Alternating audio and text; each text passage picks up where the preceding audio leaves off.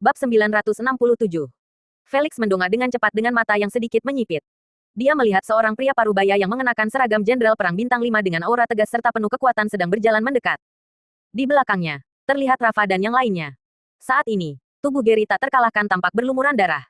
Jelas bahwa dia baru saja melewati pertempuran sengit. Namun, yang lebih menakutkan sekarang adalah aura pembunuh yang menyelimutinya. Dia tampak seperti dewa kematian. Adril. Ketika Gary tak terkalahkan melihat kondisi Adril yang hampir seluruh darahnya tersedot habis, teriakannya penuh dengan keparnikan dan kemarahan. Keponakan yang baru saja dia temukan kini hampir mati karena kehabisan darah. Gary tak terkalahkan menatap Felix dengan amarah yang meluap-luap. Matanya penuh kebencian saat dia berteriak, "Felix, kamu cari mati." Begitu kata-kata itu terucap, Gary tak terkalahkan langsung menyerang Felix. Kekuatan dari aura pembunuh serta kebencian terpancar dari tubuh Gary tak terkalahkan, mengguncang semua orang yang melihatnya. Adegan mendadak ini membuat semua orang terdiam. Bahkan Felix yang menghadapi serangan itu, menghirup napas dingin. Serangan Gary tak terkalahkan jelas merupakan serangan yang nekat, serangan antara hidup dan mati. Felix tidak berani melawan secara langsung dan segera menghindar. "Sialan, aku hanya membunuh satu orang saja. Kenapa kamu begitu marah?" teriak Felix. Dia melanjutkan, "Aku hanya mengganggu Adril. Apa itu pantas sampai membuatmu mempertaruhkan nyawamu? Kamu lihat baik-baik, di sini juga ada seorang guru bumi. Pak Gary." Adril tersenyum lemah saat melihat Gary tak terkalahkan yang tampak sangat khawatir. Dengan suara lemah, dia berkata, "Jangan khawatir, aku belum mati." Adril merasa tersentuh. Dua orang guru bumi datang untuk menyelamatkannya di saat kritis. Bagaimana mungkin dia tidak merasa terkesan? Jika bukan karena Gary tak terkalahkan, dia pasti sudah mati. Namun, pada saat ini tiba-tiba terdengar suara dingin. "Gary, akhirnya kamu datang." Gerutu suara itu. Suara itu datang dari Dennis yang sedang bertarung sengit dengan Yogi. Dia tiba-tiba melepaskan diri dari Yogi, lalu menghadang di hadapan Gary tak terkalahkan. "Siapa kamu?" tanya Gary tak terkalahkan sambil memandang Dennis dengan tatapan dingin. Meski lawan mengubah penampilannya, dia tidak mengenalinya. Namun, Gary tak terkalahkan melanjutkan dengan nada dingin, "Aku nggak peduli siapa kamu. Tapi kalau kamu berani menyentuh Adril, tinggalkan nyawamu di sini." Yogi yang wajahnya tampak pucat, buru-buru menjelaskan kepada Gary tak terkalahkan. Dia adalah orang dari markas perang. Dia ingin membunuh Adril untuk membalas dendam padamu. "Markas perang? Masih ada ahli dari markas perang yang hidup?" tanya Gary tak terkalahkan. Gary tak terkalahkan tampak tertegun. Dia teringat tentang orang-orang dari markas perang yang pernah dibahas dalam laporan informasi Adril, yang mengirimkan kotak dengan nyawa mereka. "Apa kamu heran kenapa kami nggak mati?" tanya Dennis dengan nada penuh kebencian. Dia melanjutkan, "Maaf mengecewakanmu, tapi beberapa dari kami masih hidup. Kami datang untuk membalas dendam pada keluarga Lavali." Sementara itu, Felix yang merasa lebih percaya diri, sekarang berdiri dengan sombong sambil berkata, "Gary tak terkalahkan. Panggilan, tak terkalahkan, milikmu itu sungguh sebuah lelucon. Setelah bertahun-tahun berlatih, kamu hanya mencapai tingkat kekuatan yang sama dengan bawahan kakakmu. Panggilan, tak terkalahkan, itu seharusnya milik kakakmu. Kenapa kamu nggak segera berlutut sekarang? Minta maaf kepada markas perang dan kepada kakakmu." Meski Felix tampak seperti sedang menghina Gary tak terkalahkan, sebenarnya dia sedang memprovokasi Dennis.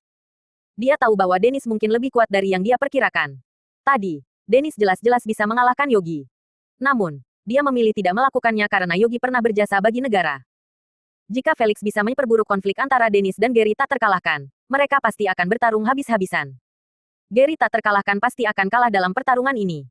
Dennis yang menyadari taktik provokasi ini hanya mendengus dingin, lalu berkata dengan angkuh kepada Gary tak terkalahkan, "Kamu nggak layak untuk dilawan oleh majikanku. Aku yang akan bertarung melawanmu. Anggap saja ini untuk membalaskan sedikit dendam bagi majikanku." Dennis yang tidak memiliki kesan baik terhadap Gary tak terkalahkan, tidak keberatan bertarung dengannya secara langsung. Ini demi membalaskan dendam majikannya. Pada saat ini, orang-orang di sekitar terkejut ketika melihat suasana yang makin tegang. Situasinya menjadi makin kacau. Kini, ada 4 orang guru bumi yang siap bertarung. Pertarungan seperti ini adalah kejadian langka yang hanya terjadi sekali dalam 100 tahun di Nambia. Selain itu, semua ini disebabkan oleh Adril. Sekarang, kemenangan Adril atas Gilbert yang mengejutkan semua orang sebelumnya tampak tidak seberapa dibandingkan dengan pertempuran antara 4 guru bumi ini. Nilai Adril terus meningkat. Calvin merasa tidak berdaya saat melihat adegan ini. Pertarungan antara 4 guru bumi adalah sesuatu yang terlalu luar biasa. Ini bahkan membuatnya kehilangan hak untuk berbicara. Sedangkan Rico, dia tampak bersemangat. Makin besar keributannya akan makin baik. Dalam konflik sebesar ini, Adril yang hanyalah ikan kecil, pasti akan terseret hingga mati dalam pusaran besar ini.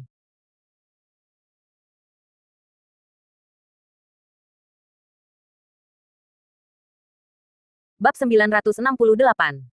Sekarang suasana menjadi sangat tegang, seperti api yang siap meledak kapan saja. 4 orang guru bumi sudah berkumpul. Ini adalah suatu pemandangan yang sangat langka di Majaya. Yogi mengerutkan kening sembari berkata, pertarungan antara 4 guru bumi akan berdampak sangat besar. Bisakah kita mencoba menyelesaikannya dengan negosiasi? Bukan karena dia pengecut, tetapi para guru bumi adalah tokoh penting di negara Elang.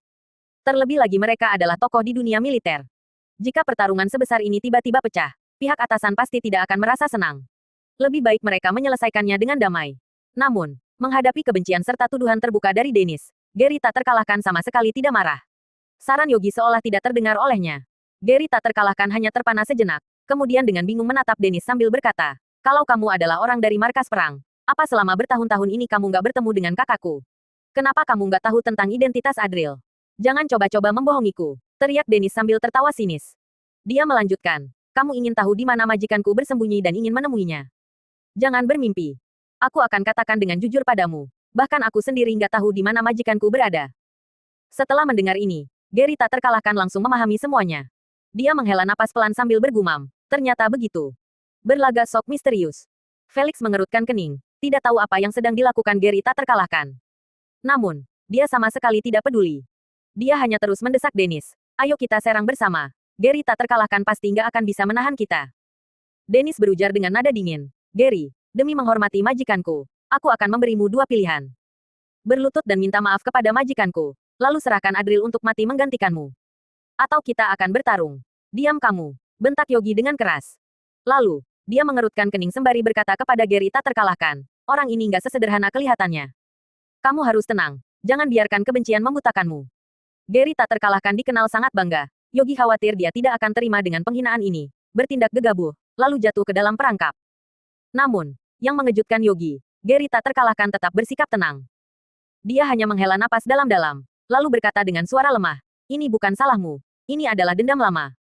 Sekarang waktunya untuk menyelesaikan dendam ini. Menyelesaikannya. Apa kamu sedang bermimpi? Ejek Dennis dengan penuh kesinisan.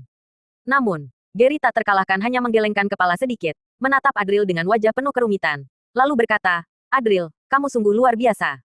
Kamu telah mengejar kebenaran tentang ayahmu sampai sekarang, juga melewati begitu banyak kesulitan. Aku nggak bisa membayangkan seberapa besar yang telah kamu korbankan. Sementara aku. Saat mengatakan ini, mata Gary tak terkalahkan menunjukkan kebanggaan, kesedihan, serta rasa bersalah yang mendalam. Dia melanjutkan, bagaimanapun juga, sekarang aku akan memberitahumu semuanya. Selama aku ada, kamu nggak akan pernah ditindas lagi. Jika dibandingkan dengan dirinya sendiri, Adril telah melewati lebih banyak hal. Dengan kekuatannya yang terbatas, Adril telah mencari kebenaran tentang kematian Dito selangkah demi selangkah. Betapa sulitnya itu. Adril terdiam penuh kebingungan sesaat, sebelum akhirnya berujar, Pak Gary, ada apa denganmu? Bukankah semua ini sudah berlalu? Setidaknya aku masih hidup. Heh, apakah ini akan berakhir dengan tangisan? Sepertinya kamu benar-benar peduli pada Adril, ejek Dennis, seolah menikmati rasa sakit Gary tak terkalahkan. Untuk apa berbicara panjang lebar? Bunuh saja dia, kata Felix dengan nada tidak sabar. Namun, pada saat itu wajah Gary tak terkalahkan tiba-tiba berubah menjadi dingin. Dia menatap tajam ke arah Dennis, lalu berteriak, diam. Apakah kamu tahu siapa dia? Aku nggak peduli siapa dia. Meski dia dewa langit sekalipun, dia nggak akan bisa menghalangi balas dendamku. Ujar Dennis dengan nada dingin sambil mengumpulkan energi sejati untuk mulai menyerang. Sementara itu, Felix juga dengan hati-hati memperhatikan Gary tak terkalahkan. Felix berniat menyerang bersama-sama dengan Dennis. Gary tak terkalahkan memiliki kekuatan yang tak terduga, bahkan lebih kuat dari Yogi. Jadi mereka harus bekerja sama untuk menghadapinya. Kamu dengarkan aku baik-baik. Gary tak terkalahkan tidak tampak panik.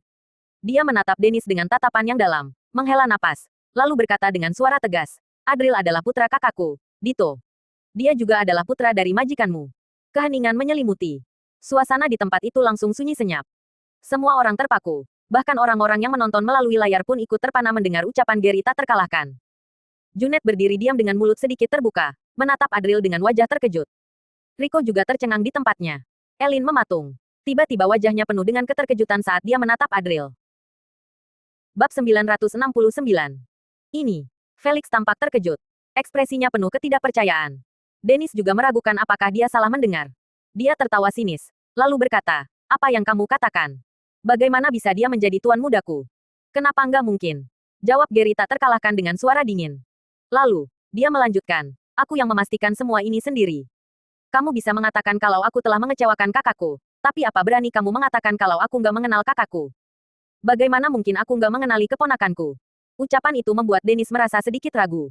Pada saat itu, Adril juga merasa terkejut. Dia menatap Gary tak terkalahkan sambil bertanya, "Enggak, Pak Gary, apa kamu yakin? Aku jadi keponakanmu," pikir Adril.